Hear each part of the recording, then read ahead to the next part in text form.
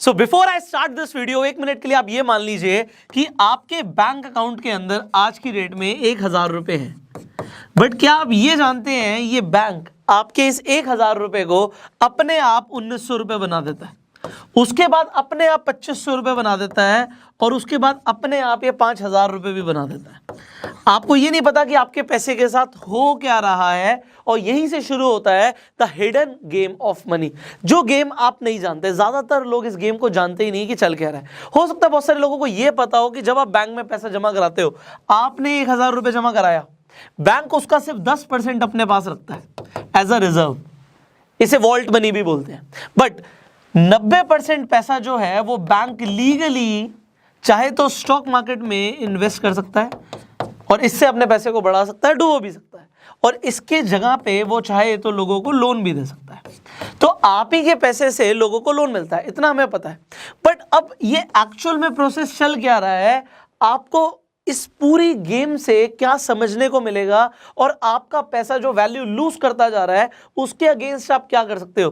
क्योंकि अगर बैंक ऐसा ही करते जाएंगे तो चीज़ों का दाम बढ़ता जाएगा, इन्फ्लेशन बढ़ेगा, और बहुत सारे और भी अदर फैक्टर्स हैं। देखिए, जब हम फाइनेंशियल एजुकेशन की बात करते हैं, फाइनेंशियल वर्ल्ड की बात करते हैं, ये वर्ल्ड बहुत बड़ा है। हर किसी को सब कुछ नहीं आता, मुझे भी सब कुछ नहीं आता, और ज़्यादातर लोगों को तो ये सब बातें पता ही नहीं होंगी जो आज वो सीखने वाले हैं। बट ये इन्फॉर्मेशन पता होना बहुत ज़रूरी है, अगर आपको अमीर बनना है तो भी, और अगर आपको इकॉनमी को समझना है तो भी। अब आगे बढ़ेंगे, और मैं आपको सबसे पहले ये बताऊंगा कि आप जो आपकी जेब में आज पैसा है, जैसे हम करेंसी बोलते हैं, और अगर आप इस करेंसी को मनी समझते हो, अगर आपको लगता है ये करेंसी मनी है, तो आप बिल्कुल गलत समझते हो। एक्चुअल में मनी और करेंसी में डिफरेंस होता है, इसमें बहुत बड़ा डिफरेंस है। अब ये डिफरेंस को समझने के लिए थोड़े टाइम पहले चले जाइए। डिमोनेटाइजेशन हुआ था, 500 और 1000 के नोट जो हमारे पास थे हमने जाके बैंक में डिपॉजिट करा दिए। बट कुछ लोगों के पास आज भी डिमोनेटाइजेशन हो चुका है, टाइम निकल चुका है, आप पैसा आप जाके बैंक में जमा नहीं करा सकते। बट किस इंसान के घर में वो 500 या 1000 का नोट कहीं से निकला, वो नीचे कमेंट करना कि भाई डिमोनेटाइजेशन हो गया, मैं जमा भी नहीं करा सकता, बट मेरे पास 500 1000 का नोट यहाँ से निकल गया। अब अगर वो निकल गया, 1000 रुपये वो थे, आज आपके घर से आपको पता नहीं कहीं लॉकर में किसी अलमारी में वो 1000 रुपये का नोट या 500 रुपये का नोट पुराना मिल भी गया, आज उसकी वैल्यू कितनी है? 0। बट वहीं पे अगर किसी इंसान ने 1000 रुपये का गोल्ड खरीदा हुआ होता, और गोल्ड उस टाइम के बाद आज भी निकलता, तो उसकी वैल्यू इनफैक्ट बढ़ जाती। मेरे कहने का मतलब उसकी वैल्यू रहती। तो जो रियल मनी है वो करेंसी है ही नहीं, करेंसी तो एक बहुत बड़ा स्कैम है। आज आपको समझ आएगा ये जो करेंसी का गेम है, it is a big scam. आपके साथ क्या हो रहा है आपको यही नहीं पता। आपके पैसे की वैल्यू कोई कभी भी खत्म कर सकता है। गवर्नमेंट चाहे तो आज भी 2000 के नोट एकदम से बंद कर सकती है। आप क्या कर लोगे? मैं क्या कर लूँगा? कोई कुछ नहीं कर सकता। But what we can do, we can understand कि भाई इस पे भरोसा नहीं, इस पे भरोसा करना है। करेंसी पे भरोसा नहीं करना, मनी पे भरोसा करना है। बिकॉज अगर आपने मनी को समझ लिया तो आप हमेशा पैसा कमाओगे, बचाओगे, और आप वेल्दी भी रहोगे। और जो सिर्फ करेंसी के पीछे पड़े रहे, उनके साथ बहुत बुरा हो सकता है। सो अब आगे बढ़ते हैं, इसे समझते हैं। जब मैंने बैंक का एग्जांपल लिया था कि बैंक आपके 1000 रुपये को 1900 रुपये कर देता है, वो कैसे करता है? देखिए, आपने बैंक में जब डिपॉजिट कराया अपने पैसे, अब आप डिपॉजिट क्यों करा रहे हो? आपने 1000 रुपये डाले। मैं एक एग्जांपल ले रहा हूँ 1000 का, किसी के 1 लाख हो सकता है, किसी के 10 लाख हो सकते हैं, किसी के 1 करोड़ हो सकते हैं, किसी के 100 करोड़ भी हो सकते हैं। बैंक में पड़े हैं, और बैंक में अगर वो सेविंग अकाउंट में पड़े हैं, बैंक आपको कुछ इंटरेस्ट देता है। तो बैंक में हम पैसा 2 कारणों से रखते हैं कि एक तो वो सेफ है, जो कि नहीं है, ऐसा हमें लगता है कि सेफ है बट वो नहीं है, और दूसरा हमें लगता है कि वो हमें इंटरेस्ट दे रहा है, हमारा पैसा बढ़ रहा है, हमारा पैसे की वैल्यू बढ़ रही है, जो कि गलत है। अब आपको हो सकता है ये दोनों चीज़ें ऐसी लग रही हो कि सर पैसा तो बैंक में सेफ होता है और पैसे पे इंटरेस्ट भी मिलता है। अगर पैसा बैंक में सेफ होता है तो पीएमसी बैंक के साथ क्या हुआ? चलो येस बैंक के साथ हुआ, उसे गवर्नमेंट ने बचा लिया। बट मैं आपको ये बताना चाहता हूँ कि ये इंसिडेंट्स हमारे सामने हो चुके हैं और लोगों को उनका पैसा नहीं मिल रहा। 25,000 रुपये की लिमिट लगा रखी है, 6 महीने में 25,000 निकालोगे तो अपना ही पैसा बंदा नहीं निकाल पा रहा, तो कैसा safe? Money is not safe. और जब हम बात करते हैं कि हमें पैसे पे इंटरेस्ट मिलेगा, ये भी आपके साथ में एक बहुत बड़ी चीज़ हो रही है। मैं आपको समझाता हूँ क्या हो रहा है। इंटरेस्ट आपको ज़रूर मिल रहा है, 2.5% का, 3% का, 5% का, 6% का, अलग अलग बैंक अकाउंट्स में अलग अलग पैसा मिलता है। आप कुछ पैसा इसमें रख भी सकते हो, ऐसा नहीं रख सकते, क्योंकि पहले जो इंश्योरेंस था वो बहुत कम था, 1 लाख रुपए था, फिर चलो 5 लाख रुपए भी हमारा इंश्योरेंस आ चुका है कि अगर हमने एफडी करा रखी है और हमने बैंक में पैसा रखा हुआ है तो ये 5 लाख का इंश्योरेंस है। बट इंश्योरेंस के बाद पैसा कब मिलेगा, कितने टाइम बाद मिलेगा, वी डू नॉट नो, अगर बैंक डूब जाता है तो। बट इंटरेस्ट आपको मिलता है क्योंकि बैंक्स आपके पैसे को यूज करके ज्यादा पैसा कमाते हैं। वो स्टॉक मार्केट में पैसा लगाते हैं, ज्यादा उनको रिटर्न्स मिल जाते हैं, वो लोन्स दे देते हैं लोगों को, उससे ज्यादा पैसे मिल जाते हैं। बट जब हम इन्फ्लेशन की बात करते हैं, महंगाई की बात करते हैं, तो महंगाई हमेशा ज्यादा बढ़ती है जितना आपको इंटरेस्ट मिलता है। मतलब अगर महंगाई 5% बढ़ रही है या 6% बढ़ रही है तो आपको इंटरेस्ट वो 3% का देंगे। अगर आप सोचिए 1000 रुपए के ऊपर आपको 6% इंटरेस्ट मिल भी गया, आपको 60 रुपए मिल भी गया, बट महंगाई ही 80 रुपए बढ़ गई तो आपके पैसे की वैल्यू लूज हो गई। महंगाई के हिसाब से 1080 रुपये आपकी वैल्यू होनी चाहिए थी, बट 1060 रुपये अगर वैल्यू हुई तो 20 रुपये का नुकसान हुआ है हमें। तो बैंक में पैसा रखने से एक्चुअल में नुकसान होता है। जब आप एफडी करा लेते हो, एफडी इस तरीके से बनाई जाती है कि आप इन्फ्लेशन को कम से कम बीट कर दो। ऐसा नहीं है एफडी में रख के बहुत अमीर बन रहे हैं, कंपाउंडिंग होगी तो बन सकते हैं, बट अल्टीमेटली इन्फ्लेशन आ रहा है। अब जैसे मैंने आपको बताया था कि बैंक क्या कर रहे हैं, आपके 1000 रुपये को वो लीगली किसी को लोन दे देते हैं। अब एग्जाम्पल लेते हैं, ए ने बैंक में पैसे रखे 1000 रुपये और बी ने आके बैंक से लोन मांगा। बैंक ने यहाँ पे इसे 90% का लोन दे दिया, एग्जाम्पल मान लेते हैं, क्योंकि बैंक 90% से ज़्यादा भी लोन दे सकते हैं, कुछ बैंक तो 0 रिजर्व भी रखते हैं तो 100% भी लोन दे देते हैं। यहाँ पे जैसे 90% लोन दिया, मतलब 900 रुपये बी के पास आ गए। अच्छा मुझे एक बात बताओ, जब आप बैंक में पैसे रखते हो तो आपके बैंक में जब 1000 रुपये रखे हुए हैं तो आपको 1000 रुपये दिखते हैं? बिल्कुल दिखते हैं। तो डिजिटली आपको 1000 रुपये दिख रहे हैं, बट इंटरनली बैंक ने उसमें से 900 रुपये उठा के बी को दे दिया है, और बी को जैसे ही उसने पैसा ट्रांसफर कर दिया है बी के अकाउंट में भी 900 रुपये दिखते हैं। समझ पा रहे हैं आप? बड़ा सिंपल है ये, इसमें रॉकेट साइंस नहीं है। आपने जाके बैंक में 1000 रुपये डाले, विद ऑल लीगैलिटीज बैंक ने उसमें से 90% पैसा ए का पैसा बी को दे दिया और उसको 900 रुपये अकाउंट में रिफ्लेक्ट कर रहे हैं कि मेरे अकाउंट में लोन के 900 रुपये आ गए। ये 900 रुपये हवा में कहाँ से आए, और ये 1000 रुपये जो हैं ये हमारे अकाउंट में दिख रहे हैं। आपको लगता है आप जब चाहे वो 1000 रुपये को बैंक से निकाल सकते हो, और आप निकाल सकते हो, बट आप इस बात को समझना, अगर बैंक के पास 1 लाख कस्टमर है या 10,000 कस्टमर है या 1 करोड़ कस्टमर है, और ये बैंक के पास पहुंच जाए कि हमें अपना पैसा चाहिए, बैंक कहेगा जी मैं नहीं दे सकता, मेरे पास है ही नहीं, मैंने तो जी 10% का रिजर्व मेंटेन किया हुआ है, तो आप सबका 10% पैसे ही है मेरे पास, या मेरे पास सिर्फ 5% पैसा ही है, या मेरे पास सिर्फ 0% पैसे ही है, मैं नहीं दे सकता आपको। थोड़ा बहुत कैश है सर्कुलेशन में जो चल रहा है, और ऐसा बहुत बार होता है। अगर आपको ये चीज़ नहीं पता तो मैं एग्जांपल देता हूँ।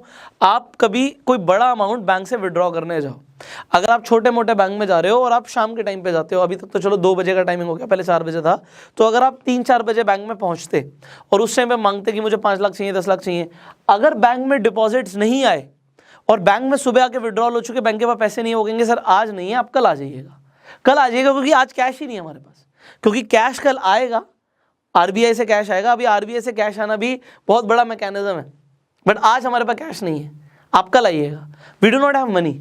और वो जो पैसा दे रहे हैं वो मनी भी नहीं है, वो करेंसी है। तो आपको यहाँ पे इतना सा कंसेप्ट समझ आ रहा है कि बैंक ने 1000 रुपये को उठा के 1900 रुपये कर दिया, बट इस आदमी ने जो लोन लिया था, मान लेते हैं इसने बाइक खरीदने के लिए लोन लिया था, इसने बाइक खरीद लिया। अब ये 1000 रुपये एग्जाम्पल के लिए था, ये 1 लाख भी हो सकता, कुछ भी हो सकता, मान लो 90,000 रुपये उसे मिल गए बाइक खरीदने के लिए, उसने जाके बाइक खरीद ली, तो उसने किसी कंपनी को पैसे दे दिए, उसने किसी कंपनी को पैसे दे दिए। अब कंपनी के अकाउंट में जब पैसे आ गए तो कंपनी क्या कर सकती है, वो चलो अपने बैंक में रखती है, और बैंक में रखने के बाद अपने एम्प्लॉयज़ को सैलरियाँ दे देती है बहुत सारी। अब जब यहाँ पे फिर किसी के पास पैसा आया, मान लो सी के पास पैसा आया, डी के पास पैसा आया, फिर इसने क्या किया, बैंक में जमा कराया हुआ है, और बैंक क्या करेगी, जब भी बैंक के पास पैसा आएगा उसका 90% फिर लोन दे देगी। अब ये जो प्रोसेस है ये चलता ही जा रहा है, ये रुकता नहीं है, और इसीलिए जो करेंसी है, जो एक्चुअल में करेंसी बनती जा रही है, बढ़ रही है, जैसे जैसे करेंसी बढ़ रही है वैसे वैसे आरबीआई नोट प्रिंट करता जा रहा है। नोट वो प्रिंट लीगली कर रहा है, बट उससे होता क्या, आपकी जो वैल्यू है ना करेंसी की, वो लूज होती है। आप देखोगे गोल्ड का प्राइस हमेशा बढ़ता क्यों है, क्योंकि गोल्ड जो ऐसी चीज़ है वो छापी नहीं जा सकती। वो लिमिटेड है, उसकी सप्लाई लिमिटेड है, गवर्नमेंट जितना चाहे उतना गोल्ड नहीं छाप सकती। तो गोल्ड के प्राइस हमेशा बढ़ते हैं और करेंसी के प्राइस हमेशा डाउन जाते हैं। अगर आपको मेरी बात पे यकीन नहीं है, अपने माँ बाप से पूछना कि जब आप छोटे थे तो 1000 रुपये में कितना सामान आता था, उनसे वैसे पूछना कितना समोसे आते थे, कितने जलेबी आती थी, कितना कितना आपको दूध मिल जाता था, तो वो आपको बताएंगे इसमें तो हम पूरी मौज ले सकते थे। और आज उस 1000 रुपये की कोई वैल्यू नहीं है उस टाइम के सामने। और इनफैक्ट आप ये चेक कर सकते हो कि आज से 20 साल पहले 1000 रुपये में कितना गोल्ड आता था और आज कितना गोल्ड आएगा। सो यू कैन अंडरस्टैंड कि गोल्ड का रेट बढ़ रहा है, क्योंकि gold is a real money. अब गोल्ड का मैं एग्जाम्पल ले रहा हूँ, it is not just about gold. आपको समझना पड़ेगा जो कैश है, cash will always lose its value. अगर आज आप अपने घर पे कैश संभाल के रखते हो और आप उसे भूल जाते हो तो 1 साल के बाद उसकी वैल्यू कम हो जाएगी, 20 साल के बाद तो उसकी वैल्यू बहुत कम हो जाएगी। और मैं आपको एक एग्जांपल क्यों दे सकता हूं, मेरी मदर ने ये गलती करी हुई है। मेरे नाना जी ने मेरी मदर को कैश दिया था जब उनकी शादी हुई थी। अब उस टाइम पे जो कैश दिया था, उनके पास नोट थे, 100-100 की गड्डियां थी, उन्होंने कुछ पैसा संभाल के रख लिया। अब इंडियंस पैसा संभाल के क्यों रखते हैं, कैश संभाल के रखते हैं, अपने पास बचा के रखते हैं। क्यों बचा के रखते हैं कि कभी इमरजेंसी होगी तो उसे यूज़ कर लेंगे। जब डिमोनेटाइजेशन हुआ तो ऑलमोस्ट इंडिया में हर औरत ने कहाँ से पैसे निकाल के अपने हस्बैंड को दिए हैं कि भैया जमा कराओ। हस्बैंड को अपने, तेरे पास इतने पैसे कहाँ से आए, जोड़े थे जी हमने। तो इंडिया में जोड़ने का कंसेप्ट है, ऐसा नहीं है वो गलत है, बट पहले इतनी ज़्यादा वैल्यू नहीं टूटती थी पैसे की जितनी आप टूट रही है। अगर आप इसे समझ रहे हो तो आपको आज आप अपने फ्यूचर को प्रोटेक्ट कर लोगे। यहाँ पे मेरी मदर ने कैश संभाल के रखा। जब मैं बड़ा हुआ मैंने उनका लॉकर देखा और मैंने कहा मम्मी ये पैसे आपने क्यों रखे हुए हैं, ये तो पुरानी वाली गड्डियाँ हैं। कह रहे हाँ मेरे नाना, जो तुम्हारे नाना है, मतलब मेरे नाना है, उन्होंने मुझे पैसा दिया था। अब मेरे नाना जी ने पैसा दिया था, उन्होंने संभाल के रख लिया। उन्होंने कुछ गोल्ड भी दिया था, भाई जब गोल्ड दिया था तो गोल्ड के रेट तो बढ़ गए, बट जो कैश दिया था उस कैश के रेट खत्म हो गए। मतलब उस टाइम पे उस 100 की गड्डी से कितनी सारी चीजें आ सकती थी। उतने पैसे से एक छोटी मोटी लैंड भी खरीद सकती थी मेरी मदर, पर उन्होंने कैश रखा और कैश ने खत्म कर दिया सब कुछ। What is better than cash? Commodities. अब जब हम कॉमोडिटीज की बात करते हैं, स्पेशली मैं गोल्ड और सिल्वर की बात करता हूँ, क्योंकि इनके रेट कभी नहीं टूटते तो खैर कॉपर के भी नहीं है, बट कॉपर की मार्केट थोड़ी ज्यादा फ्लक्चुएट होती है compare to gold and silver. और गोल्ड इज मोस्ट स्टेबल, क्योंकि पूरे वर्ल्ड के अंदर कभी भी कोई सिचुएशन हो जाए, जैसे अभी पेंडेमिक चल रहा है, रेट बढ़ेगा, वॉर लाइक सिचुएशन हो जाती है, गोल्ड का रेट बढ़ता है, क्योंकि लोग जहां पे रिस्की इन्वेस्टमेंट होती है उससे निकाल के पैसा गोल्ड में डालते हैं। तो आपको ये समझना है कि अगर आपके पास कैश है तो कैश अपनी वैल्यू हर दिन लूज कर रहा है, every day it is losing its value. तो आप अपने पास सिर्फ उतना कैश रखो जितना इमरजेंसी फंड के लिए चाहिए। अब मैंने आपको एक और चीज बताई थी कि अगर स्टॉक मार्केट क्रैश करती है और उस टाइम पे आपके पास कैश है तो आप इन्वेस्ट कर सकते हो, बट जरूरी नहीं कि हम उस पैसे को अपने बैंक में संभाल के रखें। So what's better can you do here is कि आप अपने पैसे को इन्वेस्ट रखो, लिक्विड फंड्स में रख सकते हो। अब लिक्विड फंड्स म्यूचुअल फंड्स ही होते हैं, बट म्यूचुअल फंड्स में जहां पे पैसा इक्विटीज में लगता है, यहां पे पैसा डेट्स में लगता है, गवर्नमेंट बॉन्ड्स में लगता है। तो जब गवर्नमेंट बॉन्ड में लगता है तो बैंक से ज्यादा सिक्योर हो जाता है वो। उसके अलावा आप गोल्ड खरीद लो, और गोल्ड जरूरी नहीं आप हाथ में जाके गोल्ड खरीदो, उसे फिर प्रोटेक्ट भी करना पड़ेगा, वो रिस्की भी हो सकता है। तो आप डिजिटल गोल्ड भी खरीद सकते हो। अब ये डिजिटल गोल्ड का जो कंसेप्ट है ना, ये काफी इंटरेस्टिंग कंसेप्ट है। इसका मतलब क्या है कि अगर आप डिजिटल गोल्ड खरीदते हो तो गोल्ड के रेट बढ़ेंगे तो आपके जो आपने इन्वेस्टमेंट करी उसके भी रेट बढ़ जाएंगे। और दूसरी चीज क्या है कि आप इसे जब चाहे तब कैश करा सकते हो। अगर आप खरीदना चाहते हो गोल्ड तो आपको मैं बोलूंगा आप डीमेट अकाउंट खुलवा लीजिए। डीमेट अकाउंट आप अपस्टॉक का खुलवा सकते हैं, मैं लिंक डाल दूंगा डिस्क्रिप्शन में। सो बहुत स्टेबल है, मैं भी अपस्टॉक पे इन्वेस्ट करता हूं। तो मैं आपको ये बता रहा हूं कि जो ये डिजिटल गोल्ड है इसका फायदा क्या है कि आप कभी भी सेल कर सकते हो। और मैंने आपको बताया कि अगर आपको पैसा चाहिए होगा, मान लो आप कहीं पे इन्वेस्ट करना चाहते हो, आपने सेल किया, पैसा आपके अकाउंट में आ गया और उसे कहीं भी यूज कर लिया, और तब तक अगर गोल्ड के प्राइस बढ़ गए तो आपका मुनाफा हो गया। But you have to be this much intellectual कि आपको समझना है कि गोल्ड भी जो आप खरीद रहे हो ना, इसकी भी वैल्यू ऊपर नीचे जा सकती है। तो ऐसा नहीं है कि हमें पैनिक करना है कि भैया हमने खरीद लिया और उसके प्राइस थोड़े से नीचे चले गए फिर ऊपर बढ़ गए। आप कभी भी कुछ कमोडिटीज खरीद रहे हो तो over the period of time 100% sure है पैसा बढ़ेगा, and it is for the stock market also. But आपको अगर डिजिटल गोल्ड खरीदना है या आपको शेयर्स में इन्वेस्ट करना है, म्यूचुअल फंड में इन्वेस्ट करना है, तो आपको अपना एक डीमेट अकाउंट चाहिए होता है। So open a demat account and be prepared if the stock market crashes you can buy, because जब मार्केट डाउन जाती है उस टाइम पे खरीदने में सबसे ज्यादा फायदा होता है। अगर मार्केट क्रैश कर गई तो आप अगर यहाँ पे खरीदते हो, you will make money and you will multiply your money. And exactly ऐसा हुआ था इंडिया के साथ जब लॉकडाउन अनाउंस हुआ था। एंड हो सकता है वो टाइम अभी आ रहा हो, बट कैश के साथ भी कुछ ऐसा हो सकता है, क्योंकि गवर्नमेंट नोट प्रिंट करती जा रही है। मैंने लास्ट वीडियो में बोला था कि यूएस ने 2020 के अंदर 21% अपनी करेंसी प्रिंट करी है, नई करेंसी। मतलब हर 5 में से एक नोट नया है। तो इतनी अगर वो करेंसी प्रिंट कर रही है तो करेंसी की वैल्यू लूज करेगी। सो इंडिया भी अगर ऐसा कर रहा है तो आपको इसके अगेंस्ट प्रोटेक्शन सिर्फ एक ही चीज दे सकता है, और वो क्या दे सकता है कि आप कमोडिटीज में इन्वेस्ट करो और अपने पैसे को आप सेफ रखो। Cash is the king, but cash is the king जब आपको उसे इन्वेस्टमेंट के लिए चाहिए होता है। जेब में कैश रखोगे ना तो अपनी वैल्यू लूज करेगा, घर में कैश रखोगे वैल्यू लूज करेगा। तो उससे बढ़िया कि आप गोल्ड खरीद लो। This is my advice. इसके अलावा आपके क्या व्यूज हैं? करेंसी वैल्यू लूज करती है, बैंक्स पैसे को मल्टीप्लाई कर रहे हैं। अभी तो मैंने गवर्नमेंट का पूरा स्ट्रक्चर नहीं समझा आपको। So there is a lot to teach you. अब आप किन किन टॉपिक्स के ऊपर चाहते हैं कि मैं वीडियोस बनाऊं, नीचे कमेंट करना। इस पूरे कंसेप्ट के ऊपर आपके क्या व्यूज हैं, आप क्या कहना चाहते हो, नीचे कमेंट में बताइए। शेयर कीजिए इस वीडियो को सो दैट लोगों को the hidden game of money समझ आए। फाइनली, आप अगर YouTube पे वीडियो देख रहे हैं, सब्सक्राइब जरूर कीजिए, बेल आइकन पे क्लिक कीजिए कि ऐसी एक भी वीडियो आप मिस ना करें। और Facebook पे देख रहे हैं तो आपको हमें फॉलो करना है। I will see you in the next video. Till that time, you go self made.